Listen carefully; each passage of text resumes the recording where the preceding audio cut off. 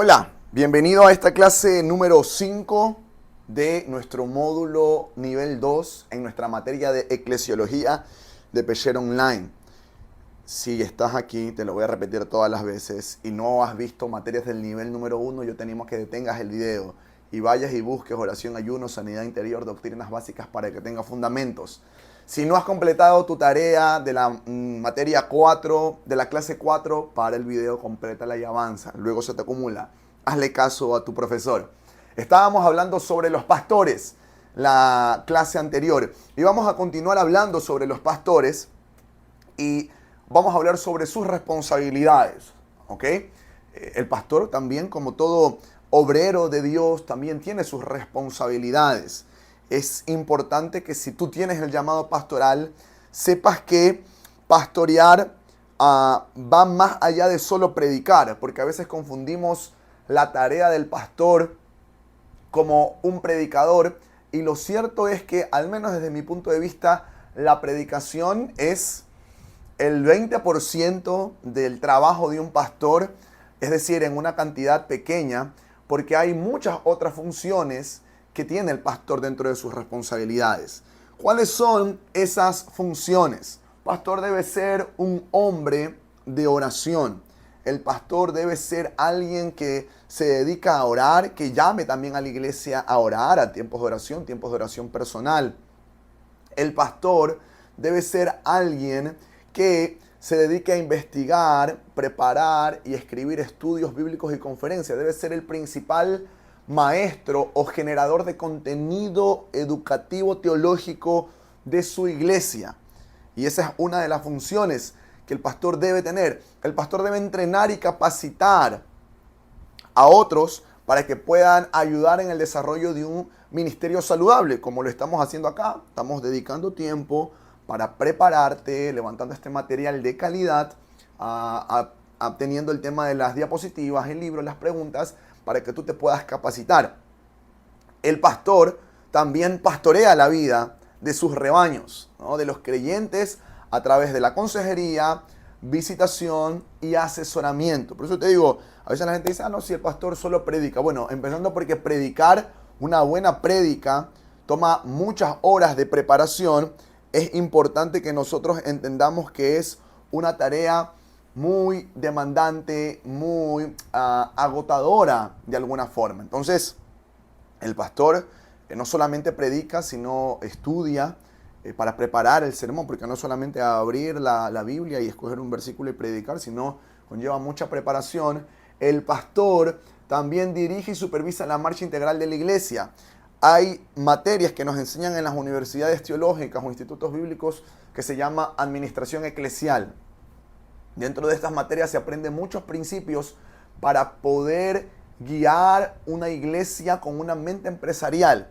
Y hay gente que le tiene miedo decir que la iglesia de alguna forma es una empresa porque parece que lo fuéramos a pervertir. Pero lo cierto es que las empresas tienen un orden, tienen coherencia, tienen cuentas claras y la iglesia lo debería tener. Por lo tanto, el pastor, si bien es cierto, no debería estar 100% solo en el tema económico, pero el pastor debe saber qué se está haciendo. El pastor debe saber cómo es el flujo. El pastor también puede tener una actividad específica. Gracias a Dios, hoy en día ya hay pastores de jóvenes, pastores de alabanza, pastores de enseñanza, pastores que se dedican a una función específica, pastores de niños que solo se encargan de el equipo de niños o del grupo de niños como tal. Y los pastores son los llamados a celebrar las ordenanzas y liturgias bíblicas. Bautismos, cena del Señor, matrimonios, presentación de niños, entre otros. Y aquí puede salir una pregunta como por ejemplo, ¿qué pasa si yo no soy pastor? ¿Yo puedo casar a alguien? ¿Yo puedo bendecir la unión matrimonial de alguien? Creo que sería la frase más correcta. Si yo no soy pastor reconocido por una iglesia, ¿yo puedo bautizar a alguien? ¿Yo puedo guiar un tiempo de cena del Señor? La respuesta es sí y no. ¿Por qué sí y por qué no? La pregunta que yo te haría a continuación es, ¿por qué tú lo quieres guiar? ¿ok? Lo quieres guiar porque no hay ningún pastor cerca, porque a lo mejor estás en una zona alejada haciendo misiones y tu pastor está muy lejos y no va a llegar en cierto tiempo, o lo quieres hacer por rebeldía simplemente porque quieres hacerlo y no te quieres someter a tu pastor. Por ejemplo, hay personas que hacen misiones en lugares alejados donde no están ordenados como pastores, si bien es cierto tienen su llamado, y ellos a lo mejor pues están esperando la visita del pastor, pero las personas quieren participar de la cena del Señor, quieren bautizarse, quieren casarse, quieren presentar a sus niños, pues personalmente yo creo que no hay ningún impedimento porque estás investido de autoridad. Obviamente siempre con la luz verde de tu pastor. Pero si tú quieres hacerlo de manera arbitraria, simplemente porque no te quieres someter, yo creo que ahí se acarrea una mala acción, un pecado. De la misma forma, si tú quieres bautizar, ¿no? Entendiendo que todo esto nosotros solo somos canales, porque el pastor como tal no casa. Quien casa y quien une es Dios. Nosotros somos solo canales para esa bendición de Dios, para guiar algo de Dios. Entonces, creo que por ahí iría el pensamiento. ¿Por qué lo quieres hacer? ¿Para irte de rebeldía? ¿Para demostrar que tú eres alguien investido de autoridad? ¿O porque no hay alguien cerca y tu pastor te da luz verde? Yo recuerdo en unas de estos sinsabores ministeriales que se viven a veces, hubo un tiempo en una iglesia a la que yo pertenecía, no había un pastor reconocido u ordenado de alguna forma y no se casaba, no se cenaba, no se hacía toda esta liturgia porque no había ningún pastor y realmente eso es quitarle bendición a la iglesia. La humanidad del pastor. Los pastores a veces parecen inquebrantables. A veces parece personas que no pecan, pero lo cierto es que el pastor llora, el pastor tiene hambre, el pastor se enferma. Ahorita tengo hambre, por cierto. El pastor también tiene desafíos económicos, deudas que pagar y necesitan ser comprendidos. Yo te animo a que hagas pausa un momento y leas todos estos textos bíblicos que tenemos a continuación, porque te vas a dar cuenta que el pastor es tan humano. Tiene problemas con su esposa, sus hijos también a veces se le quieren sublevar, se le quieren rebelar, tiene momentos de cansancio, tiene momentos de enfermedad, tiene jornadas largas y agotadoras de servicio ministerial. Así que entendamos que el pastor también es humano, se cansa, se agota. Uno de los mayores desafíos que lastimosamente uno se topa en redes sociales con el tema pastoral es el tema de la remuneración que el pastor recibe, ¿no? La gente critica sin saber muchas veces y dice, no, el pastor es un vividor, el pastor se lucra de lo de los diezmos, de las ofrendas. Y la verdad bíblica con respecto a esto es que hay una responsabilidad de la congregación en sostener a sus obreros, no solo pastores, porque pueden haber más personas sirviendo a tiempo completo. Ahora, si el pastor es un pastor a tiempo completo, es decir, que dedica todo su tiempo, su atención en estudiar, en visitar, en predicar, en velar por la marcha de la iglesia, es un pastor a tiempo completo y la iglesia debe velar por la salud económica de ese pastor. Ropa, vivienda, y la Biblia es muy clara en 1 Corintios 9, 13 al 12. Yo te animo a que lo busques y lo leas. Y sobre todo, siempre darle al pastor la oportunidad de que maneje un estándar de vida saludable. No desenfocado económicamente, sino saludable. Tiene derecho los pastores tenemos derecho a que nuestra familia viva bien, a dedicarle tiempo. Yo respeto mucho a los pastores que están 24/7 alertas, pero hay momentos en el que el pastor se necesita desconectar, tomar unas vacaciones, descansar, dormir bien y recibir una remuneración digna, ¿no? Creo que eso ha mejorado mucho para la gloria de Dios. Hoy en día los pastores son tenidos en doble honra, pero yo recuerdo en los años 90 pastores que vivían de las limosnas, entendiendo limosnas del sobrante, pastores que vivían en escasez, que tenían hijos enfermos, que vivían con necesidades detestables o deprimentes, porque a la iglesia no le interesaba cuidarlos. Sobre todo los pastores necesitamos el apoyo de la iglesia diariamente con palabras. Anima a tu pastor, mándale un mensaje. Ahora si estás viendo esta clase, mándale un pastor a tu mensaje, mándale un mensaje a tu pastor de aliento. Yo, Pastor Gustavo, Pastor Daniela, Pastora Yoconda, las pastoras Mónica, Julia, o si eres de otra iglesia, tu pastor, escríbele palabras de aliento porque las necesitamos también. Somos seres humanos, dudamos también a veces del llamado de Dios. Así que es importante que tus palabras también alienten a tu pastor.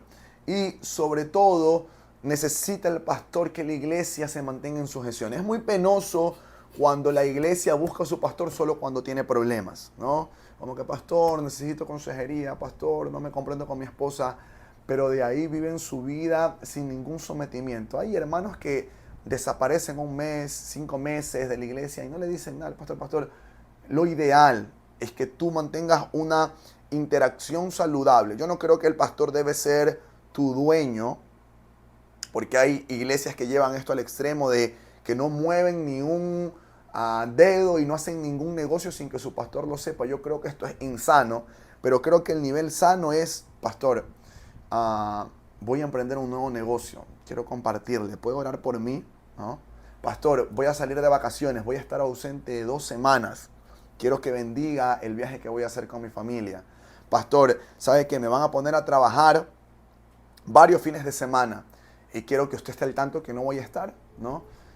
Pero a veces solo se busca al pastor en el momento de la prueba y realmente no hay un sometimiento. Y luego la gente se queja y dice, mi pastor no me cuida. Bueno, tu pastor no sabe nada de ti muchas veces, no sabe lo que estás haciendo, no sabe lo que estás viviendo. Y mantener esa interacción depende más de ti que del pastor. Más cuando la iglesia ya se va extendiendo, quizás en un momento es sencillo, cuando somos 40 personas, pero ya cuando la iglesia pasa de 100 personas, de 150, bordeando los 200 como somos acá en Ciudad Refugio, es humanamente imposible que tu pastor pueda conocer todas las áreas de tu vida. Y aunque intentamos estar pendientes de todo, no nos damos el abasto. Por eso es importante que tú mantengas esta comunicación con tu pastor para poder recibir bendición. Dentro del orden de la iglesia primitiva estaban los apóstoles, ellos levantaron pastores, pero también levantaron diáconos.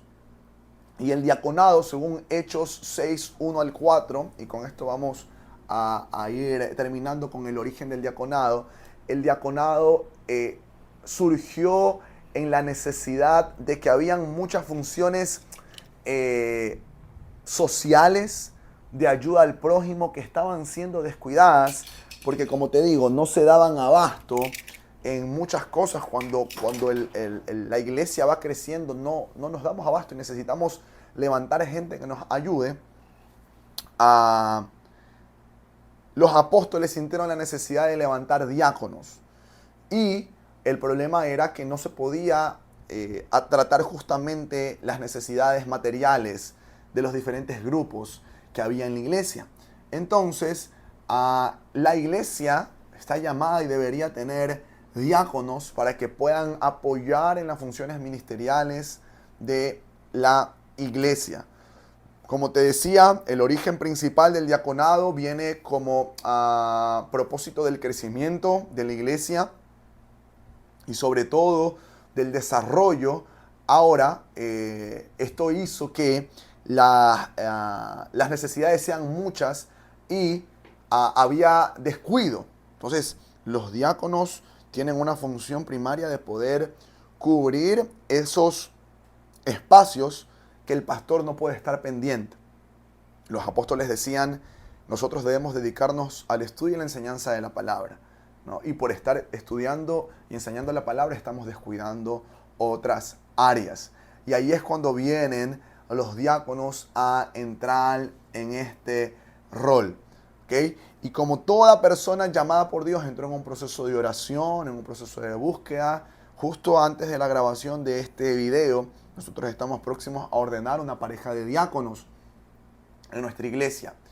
Y para cerrar esta clase, es importante que tú sepas que esto no ha sido un proceso inmediato ni un proceso emocional, sino un proceso que ha llevado años de oración. Nosotros estamos orando o hemos estado orando a Dios por nuevos diáconos desde antes de la pandemia, año 2020.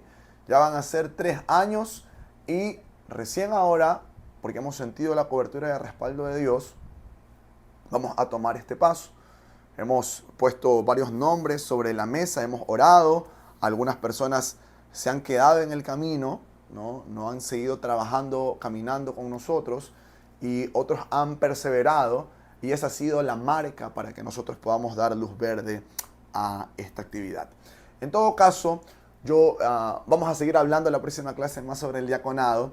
Yo te animo a que no avances hasta terminar la clase, las tareas del día de hoy, y seguimos hablando un poco más adelante. Que Dios te bendiga.